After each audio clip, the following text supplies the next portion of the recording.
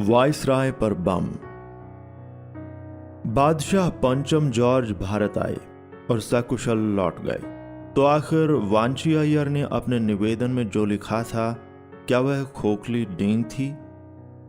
नहीं तो बाद में स्वयं रासबिहारी बोस ने खुलासा किया कि बादशाह की हत्या की सारी योजना बन जाने पर भी बादशाह की ओर से सुधार एवं सहूलियतों की आशा रखने वाले नरम दल और राजनिष्ठा लोगों की अनायास फजीहत हो तथा जनता का भ्रम निराश होकर स्वाधीनता आंदोलन को और साथ ही सशस्त्र आंदोलन को समूचे समाज का समर्थन प्राप्त हो।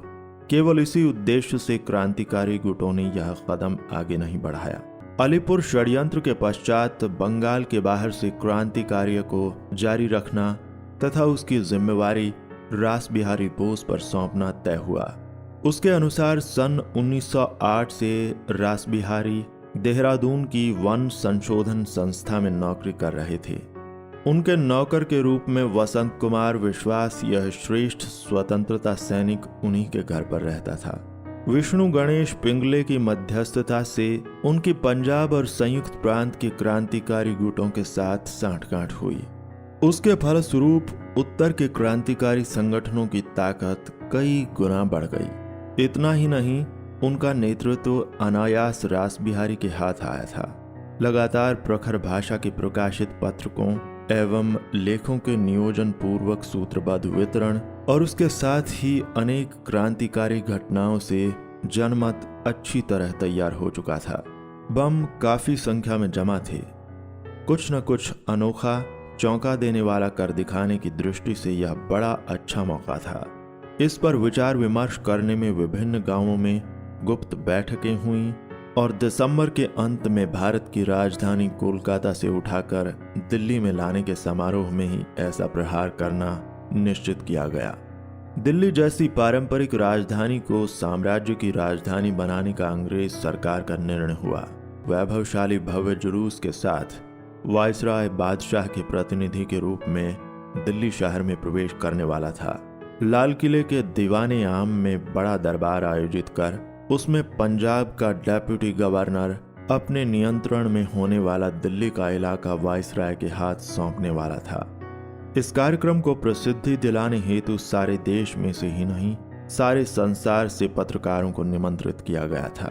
इस अवसर से लाभ उठाकर दिन दहाड़े हजारों लोगों की उपस्थिति में और सैनिकों की कड़ी सुरक्षा व्यवस्था होते हुए भी भरे जुलूस में वायसराय लॉर्ड हार्डिंग्स के ऊपर बम फेंककर उसकी हत्या करने का महत्वाकांक्षी षड्यंत्र मास्टर अमीरचंद, अवध बिहारी, भाई बाल मुकुंद, रासबिहारी बोस आदि ने रचा।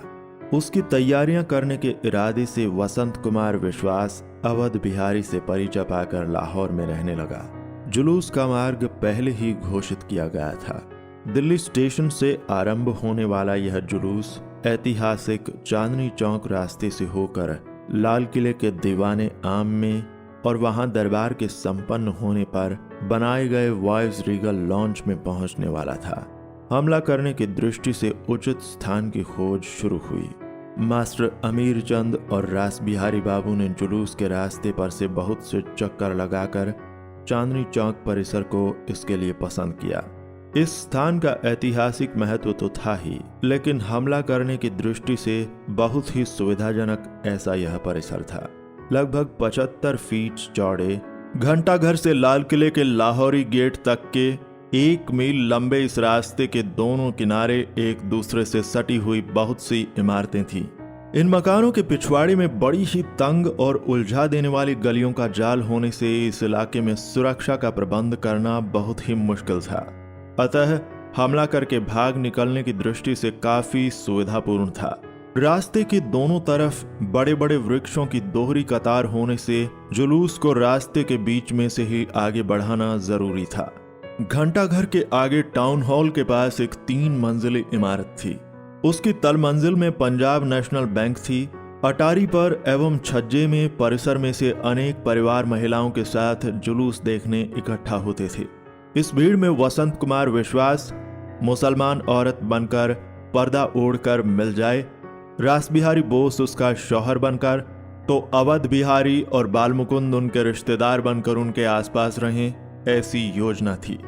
मूल में बम फेंकने का काम वसंत कुमार करे और ऐन घड़ी में कुछ गड़बड़ी हुई तो या बम फटा नहीं तो बाकी बचे हुए तीनों में से कोई बम फेंके और पीछे के मोहल्ले की तंग गलियों से सभी भाग निकलें, ऐसी योजना बनाई गई।